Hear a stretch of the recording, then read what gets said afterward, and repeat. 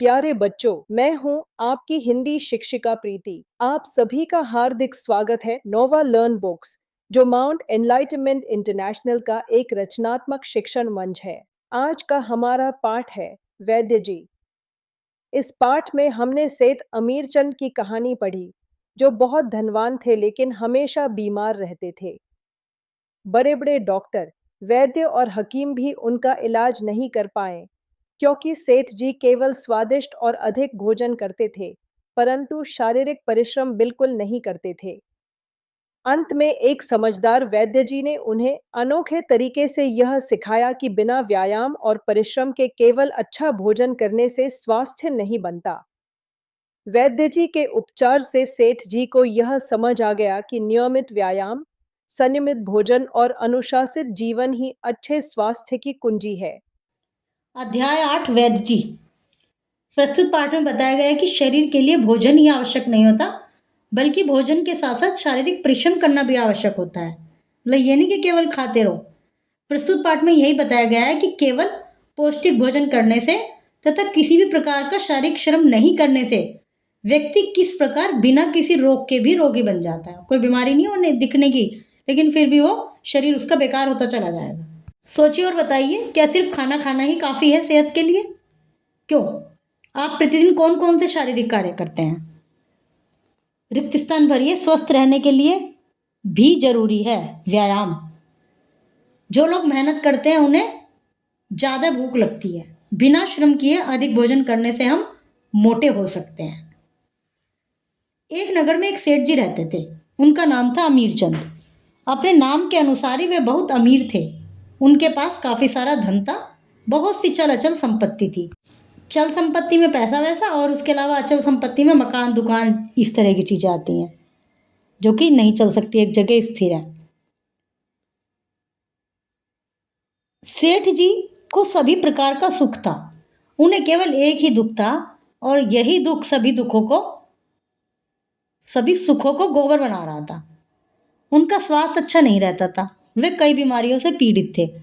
मतलब गोबर बनाने से मतलब ये कि सारे सुख पर पानी फिर रहा था उनके, क्योंकि वो बीमार रहते थे। तो बीमार आदमी के लिए तो कितना भी पैसा हो सब बेकार है। धीरे धीरे सेठ अमीरचंद की बीमारी बढ़ती जा रही थी। बड़े बड़े डॉक्टरों से इलाज करवाया, लेकिन कोई लाभ नहीं हुआ। बड़े बड़े हकीम वैद्य भी फेल हो गए, और उनकी दवाइयाँ बढ़ती चली गई। त्यों तो मर्ज भी बढ़ता चला गया। त्यों तो मतलब जो जो जितनी दवाई खा रहे हैं उतनी बीमारी और बढ़ रही है। सेठ जी और उनका पूरा परिवार परेशान था। घर के नौकर चाकर भी दुखी थे। रिश्ते नाते मिलने जुलने वाले लोग सब चिंतित थे। ये रोग ठीक होने का नाम नहीं ले रहा था। निराश होकर सेठ जी ने घोषणा की, अनाउंसमेंट करा दी कि जो उन्हें ठीक कर देगा वो उसे मुंह मांगा इनाम दिया जाएगा। इनाम के लालच में कई डॉक्टर वैद्य हकीम आए, इलाज भी किया, परंतु सेठ जी की स्थिति में कोई फर्क नहीं आया। उनकी दशा ज्यों की त्यों बनी रही। एक दिन सवेरे सवेरे एक बूढ़ा वैद्य सेठ जी के पास आया। उनकी नब्ज देखी, उनके शरीर का अच्छी तरह परीक्षण किया, मतलब जांच की। फिर अलग अलग जाकर नौकरों से बात की। घर के सभी लोगों से चुपचाप कुछ कहा। सबसे बात करी, सबसे कुछ मतलब इसकी बात उसको नहीं पता, उसकी बात उससे नहीं पता। सबसे अलग अलग कुछ ना कुछ पूछा। फिर वैद्य जी सेठ अमीरचंद से मुस्कुराते हुए बोले, सेठ जी आपके पास इतनी दौलत है, फिर भी लगता है कि आप खाने पीने में काफ़ी कंजूसी करते हैं। सेठ जी चौंकते हुए बोले, खाने पीने में कंजूसी? वह भला कैसे? ठीक से खाते पीते तो बीमार ही क्यों पड़ते। खैर छोड़िए, अपनी खुराक में बताइए क्या क्या खाते हैं आप। खुराक तो मैं ठीक ठाक ही लेता हूँ। सवेरे खस्ता कचौड़ी, पकोड़े, एक कटोरी मलाई, एक कटोरा हलवा, कुछ सूखे मेवे और एक लोटा दूध नाश्ते में, तथा दोपहर को रुके रुके, इतना सुनकर ही मेरे मुंह में पानी आने लगा है। दोपहर और रात की खुराक इससे 2-3 गुनी तो होगी ही। वैद्य जी बीच में बोल पड़े, लंच डिनर है, उसमें तो और भी बढ़िया बढ़िया चीज़ होंगी। आपका अनुमान बिल्कुल सही है। पराठे और पूरी तो मुझे बहुत पसंद है, डट कर खाता हूँ मैं। फिर भी समझ नहीं आ रहा कि चलते चलते मेरा दम क्यों फूलने लगा। सेठ जी बोले, सब ठीक हो जाएगा, पर उपचार शुरू करने से पहले मैं कुछ बातें साफ साफ बता देना चाहता हूँ। वैद्य जी ने कहा। सेठ जी ने कहा, बताइए क्या कहना चाहते हैं। वैद्य जी ने कहा, आप अच्छी तरह सोच लीजिए, मेरे उपचार पर आप नाराज नहीं होंगे। उपचार किसी सुनसान स्थान पर किया जाएगा। तो गुस्सा नहीं करना आपको, कहीं सुनसान जगह पर लेके जाऊंगा, वहां इलाज करूंगा।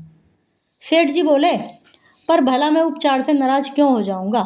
शहर से बाहर, आबादी से दूर मेरी कोठी है, आप वहां कल सवेरे से ही उपचार शुरू कर दीजिए। फिर वैद्य जी ने अपने सहायक को अलग ले जाकर उपचार के बारे में समझाया और वहां से चले गए। वैद्य जी समय के पाबंद थे, मतलब बहुत पंचुअल थे। अगले दिन सुबह होते ही सेठ जी के यहाँ पहुंच गए। उनका सहायक 2 घंटे पहले ही उपचार की तैयारी करने के लिए उस सुनसान कोठी पर पहुंच गया था जो उनकी शहर से बाहर थी। वैद्य जी सुनसान कोठी तक पैदल टहलते हुए जाना चाहते थे, लेकिन सेठ जी नहीं माने। उन्होंने कहा, भाई वहां तक पैदल चलेंगे? कि नहीं, मैं तो नहीं जा सकता पैदल। वे हाथ नचाते हुए बोले, उस कोठी तक पैदल जाएंगे? 4 कदम चलते मेरा दम फूलने लगता है, इतनी दूर पैदल हरगिज नहीं चल पाऊंगा। घर पर कई गाड़ियां हैं, ये कब काम आएंगी? गाड़ी से चलते हैं, जल्दी पहुंच जाएंगे। वैद्य जी मुस्कुराए, परंतु उन्होंने पैदल चलने की अधिक जिद नहीं की। दोनों गाड़ी में बैठकर सुनसान कोठी पर जा पहुंचे। वैद्य जी ने वहां पहुंचते ही अपने सहायक से पूछा, उपचार की सब तैयारी हो गई? सहायक ने यस में सिर हिलाया और एक बाहरी कमरे की ओर संकेत किया। आगे आगे सेठ जी, पीछे पीछे वैद्य जी उस निश्चित कमरे की ओर चल पड़े। एक कमरे में उन्होंने सारी सेटिंग की हुई थी। सेठ जी के जूते बाहर उतरवा दिए गए। नंगे पैर सेठ जी जैसे ही कमरे में घुसे, वैद्य जी ने फुर्ती से बाहर से दरवाजा बंद कर दिया। कमरे में जब वो एंटर हो गए सेठ जी, वैद्य जी बाहर आ गए और गेट बंद कर दिया। अब सेठ जी कमरे के अंदर और वैद्य जी बाहर। अंदर घुसते ही सेठ जी को न जाने क्या हुआ, जोर जोर से चिल्लाने लगे, उछलने लगे। बात यह थी कि कमरे का फर्श गर्म तवे के समान तप रहा था, उस पर नंगे पैर रखे नहीं जा रहे थे। स्थिति यह थी कि कमरा बंद, फर्श तपती हुई, पैर नंगे। अब सेठ जी उछलने कूदने के अलावा कर भी क्या सकते थे? वैद्य जी कमरे से बाहर थे। उन पर सेठ जी के चीखने चिल्लाने का कोई असर नहीं हो रहा था। उल्टे वे मंद मंद मुस्कुरा रहे थे, धीरे धीरे स्माइल दे रहे थे।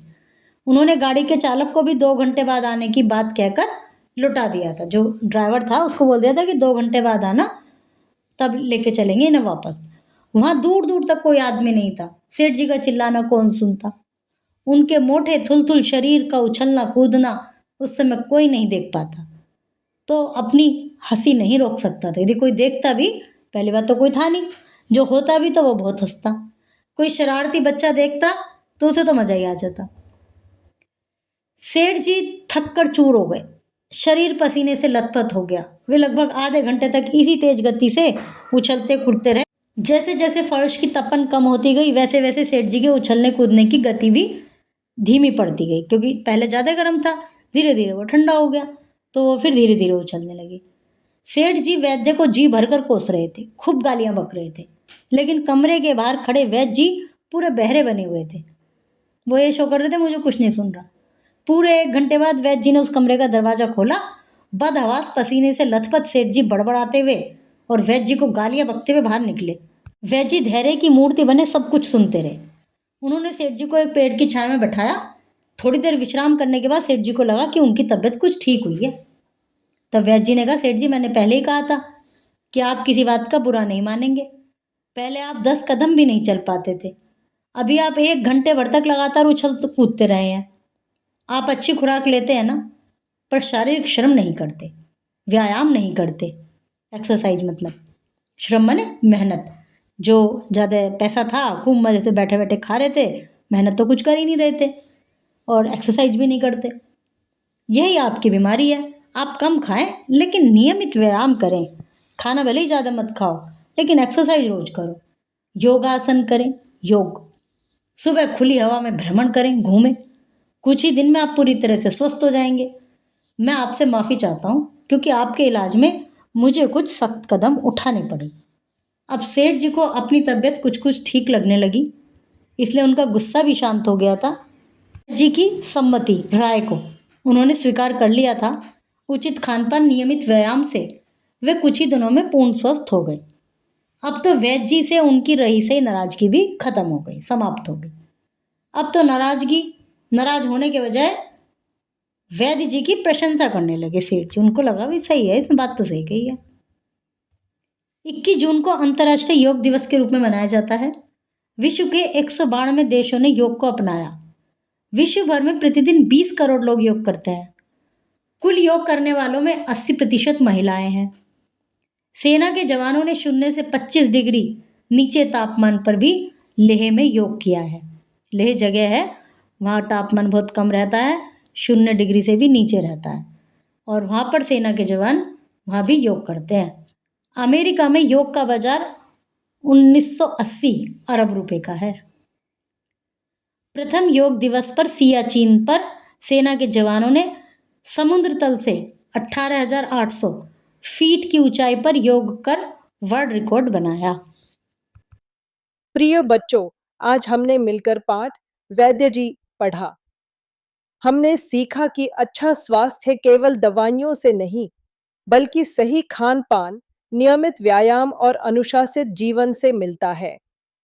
धन और सुविधाएं होते हुए भी यदि हम शरीर का ध्यान न रखें, तो बीमारियां हमें घेर लेती हैं। मुझे बहुत खुशी है कि आपने आज ध्यानपूर्वक सीखा। कल हम फिर मिलेंगे एक नए और ज्ञानवर्धक पाठ के साथ।